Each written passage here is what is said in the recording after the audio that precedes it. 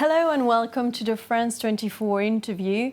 My guest today is one of the most famous whistleblowers of our time, a man who revealed the existence of US mass surveillance programs spying on citizens all around the world, Edward Snowden, former CIA employee and NSA contractor.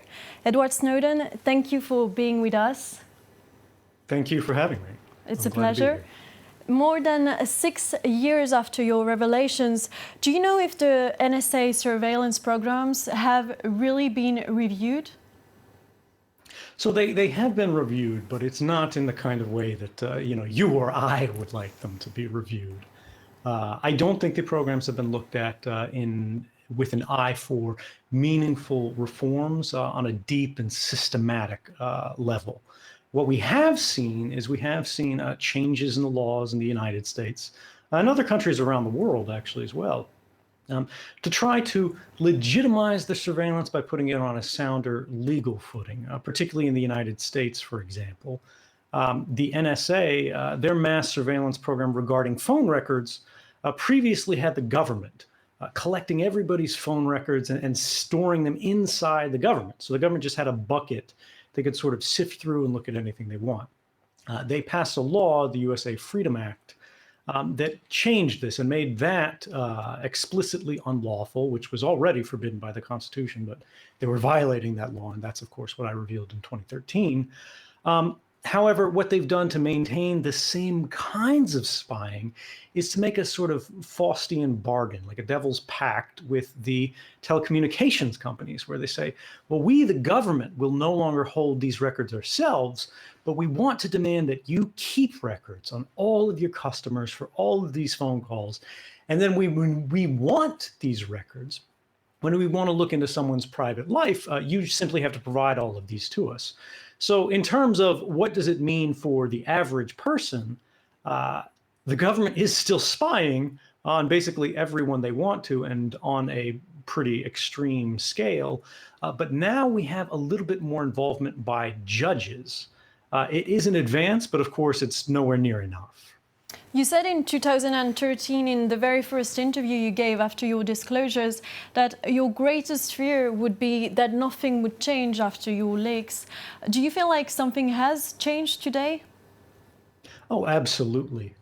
When I came forward and I was making that statement, I was talking in the context of this whole story about surveillance and information collection, mass scale monitoring and collecting profiles of everyone's private lives, both by the government and corporations, that this would be a 2-week story because the media would very quickly lose their focus on it. The governments would act to suppress reporting on this information. And what we actually saw was all of the government's attempts to sort of hide information or explain away their abuses actually led to further reporting and further interest. And now everybody in the world understands generally what's going on. Now, the problem is having a general understanding of something that's so technical and complex is not enough to protect yourself. But what's really changed most dramatically from the world of 2013 to the world of today is everybody is aware that Facebook is up to no good, that Google is up to no good, that all of these companies are really trying to shape and influence not just our societies, but our lives, our buying habits, every kind of general behavior that we have in a deeply targeted and personal way. And it's technology that is enabling this and making it all possible for the first time. Now, again, that hasn't solved the problem, but the first step to solving any problem is we have to create a shared sense of understanding. We need a common set of facts, and today we have that. There's something I'd like to clarify. It's alleged that you took 1.7 million classified documents from the NSA when you left Hawaii. Hundreds have been shared with journalists so far. Are there more revelations to come in the future? Well, I don't have any documents anymore. That's been the case since I left Hong Kong. I destroyed my copy of the archive before I had to escape because I didn't know what kind of governments were going to try to interfere or threaten me or bribe me or steal from me or, God knows what. So the only way to really protect the information was to not have it at all and trust the journalists to make the decisions about what should and should not be reported. Now, that reporting has continued for many years, and I would say you shouldn't expect any new bombshells. But what I would like to see in the years to come is the primary source material that hasn't been reported will probably be entrusted to academic institutions that are not reporting in the same way that network news might, right? Or even print journalism, where they need a story that's, a few pages long or a few minutes long. But in fact, they can begin to investigate the system at the length of books, right? Do you believe that our democracies are threatened today by a security drift, by new laws that affect our fundamental freedoms? For example, we've seen the emergency state in France or the Yarovaya law in Russia, this controversial anti-terror legislation that the Russian citizens themselves are calling the Big Brother law. Yeah, absolutely. I was one of the ones who was criticizing the Yarovaya Paket, or the Big Brother law in Russia as it was being proposed. Unfortunately, everyone knows the troubles of the Russian people and their relationship with the government. But I think it is new and really disappointing to see this kind of practice infecting the West, not on a onesies, twosies basis, but really on a comprehensive scale. In Canada, we've seen things like the C-51 bill. We've seen in Australia mandatory metadata retention. In the United States, of course, we sort of kicked off the trend with the Patriot Act in the wake of September 11th. And this is really fundamentally changing the boundaries of common rights that everybody uses in our daily lives. But it's problematic because it's only recently happening on this legal scale. And even here, what the law says and how the governments actually interpret those laws, the authorities, how the government interprets the authorities those laws are granting to them, is all happening in secret. So we have very limited understanding of what exactly our governments are doing, both against us domestically and in our name internationally. And what about crypted data? Is it still protected, or has the NSA found a way to read our messages, to follow our personal and private conversations? For example, when we are communicating on popular apps like WhatsApp, is that safe? Strong encryption works. We know it works. Without strong encryption, I could not have communicated with journalists and really gotten away with it. But in fact, I did. However, encryption is not the answer to every security problem. One of the central tenets of internet communication that people who are using encrypted messengers don't really understand is even if you send a communication across the wire that's perfectly armored, think of like an armored truck on a highway, you can't see inside it. You don't know what it's carrying, but you still know what building it left from and what building it stopped at if you finish. And this is analogous to your phone contacting someone else. WhatsApp, which is now owned by Facebook, is becoming aggressively opposed to its customers' privacy, which is a big change from how it was operating when it was more privately held. What this means is they're going, well, we can't necessarily read your messages directly when you're using our messenger, but what we can do is see everyone that you're talking to, the frequency that you're talking to them with. And from that, we can derive a social graph, not just of you, but everyone who uses our platform. And from that, hopefully, a significant percentage of everyone in the world. And again, that's a dangerous thing that they should not be doing, and it should not be legal for them to do in the first place. Some have called you a traitor, others a patriot or a hero fighting against a Big Brother. How would you describe yourself? This is the question that I get a lot. People, they want to put me into a box. They want to heroize me, or they want to villainize me. But when I think of myself, I'm really no different from you. And I think that's really the fundamental political importance, if there is any, of my personal story, is we're not all good, we're not all bad, we're not different sorts of people. When you start thinking about the world in that way, oh, there's heroes, and oh, there's these terrible people, you're distancing yourself from them. You're going, I can't be a hero. I can't be a villain. I'm just a normal person. The reality is there aren't, these different classes. We're all the same. What is different are the decisions we make. And this to me is a fundamentally powerful thing because it means you're never more than one decision away from doing something that can change the world. And I believe that's true of all of us. And living in exile today in Russia, what is the hardest for you? What do you miss the most? My family, of course.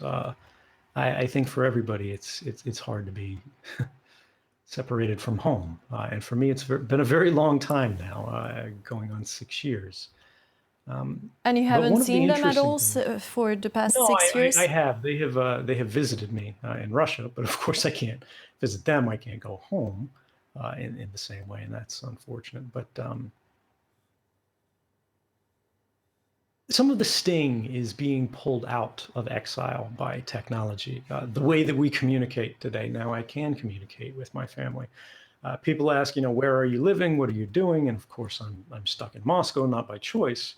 But I tell people, I sleep in Moscow, but technology lets me live all over the world. I can have a conversation with you in Canada, in France, in Germany, and then talk to students at a library in Philadelphia all in the same day. And that's never been possible before. And I think it's really starting to limit the power of exile as a tool of governments in order to silence dissent. And how is your life on a daily basis? Do you work? Are you paying rent? Yeah, of course I'm paying rent. It's the one thing none of us can escape from. I am professionally a speaker. And so when I do many of these events around the world, some of them are for corporations, some of them are for conferences, some of them are for universities. And that's been very fortunate for me because it's allowed me to make quite a comfortable living, actually, for somebody who can't travel. I work increasingly with the Freedom of the Press Foundation in the United States, where they elected me president of the board. How do you cope with still being a wanted man? Are you looking over your shoulder when you walk in the streets in Russia? I've done it for so long now that really you don't think about it. But I do still live in kind of an unusual way, I think, to normal people. I never use credit cards, right? Like, how do I even get this without applying in my name and putting down an address and these kind of things? And of course, when we know that there's all of these agencies that are raiding these databases for details about our private lives, to me, that starts to look like things that's not a good deal. Instead, I pay for things by cash. But in terms of like, do I walk around in fear at this point? No, it's, I ride the metro, I go to restaurants like everybody else. But are there greater risks? Sure, of course, and I'll always live with them. But that's really the question we have to ask ourselves. Are we going to permit institutions to bully us out of living in the way that we believe is right? And for me, the answer is no. I've done something that I believe in, and if someone wants to harm me for that, well, that will just prove what those people are like. Before current US President Donald Trump was sworn in January 2017, former Deputy CIA Director Michael Morrell wrote that handing you over would be the perfect inauguration gift from Putin to Trump, the Trump-Putin relationship being unclear. Do you fear that at some point the Russian president might decide to hand you over to the US? There's nothing I can do about that if that would ever happen. I can say that when you look historically for any analog to that, it's simply never happened before. At the same time, it's kind of cheeky, but not really surprising that a former head of the CIA is going to go, oh, let's put in the newspapers. This would be such a friendly gesture if you help us get rid of one of our enemies. That will do that, sort of pave over all the damage between our relationship. But I think that's actually extremely dark when you think about what that says for the character of the United States intelligence community, when they're starting to say things like, well, as long as they help us hide the bodies, we're all friends. And do you believe you would have a fair trial if judged in the US? No, well, that's a good question. And it's actually got nothing to do with what I believe. It's what the law permits. I've been charged under a very unusual law in the United States. It's the Espionage Act of 1918. And this is a law that does not permit the people who are accused of it of making a defense to the jury, a moral defense to the jury, of explaining why you did what you did, what your motivations were. It permits very unusual court proceedings, court procedures that allow them to close the courtrooms and give secret evidence and use secret witnesses who are in disguise, all kinds of crazy things like that. The question really is for you and everyone else. If the only trial that the law permits is one where the jury cannot consider why the person committed this crime at all into their deliberations, can you even have a fair trial? Is that a possibility? I would argue, of course, not. How do you envision your future? Do you think that one day you will see home again? I do, actually. And this is one of the things that I think is becoming more clear year after year. I came forward in 2013, and everyone in political life in the United States really allied against both myself and the journalists and newspapers who brought this story forward, because it implicated them in all three branches of government in a kind of clandestine criminality that was not just taking place domestically, although it absolutely was happening domestically, but around the world. It was one of the largest scale violations of human rights, since it was happening billions of times per day, that we've really ever seen. But now we're in 2019. And all of the sort of accusations against me in 2013, when they were trying to malign my character and get people to just question the story by, shooting the messenger, have started to fall away. The government's investigated me. They know I'm not a Chinese spy. They know I'm not a Russian spy. They know I'm not anything but what I claim to be. And what we see now is bit by bit candidates for president in the United States. We see ordinary people, everybody coming to a consensus that even if they don't like me personally, which is, more than fine, or even if they think, what I did was risky in certain ways, as all publication and reporting is, on balance, we are better off for knowing what our government was doing in secret. This has not risked lives, this has saved lives. Edward Snowden, thank you for speaking to us here on France 24. And thank you to all of you for watching. Do stay tuned for more news on France 24.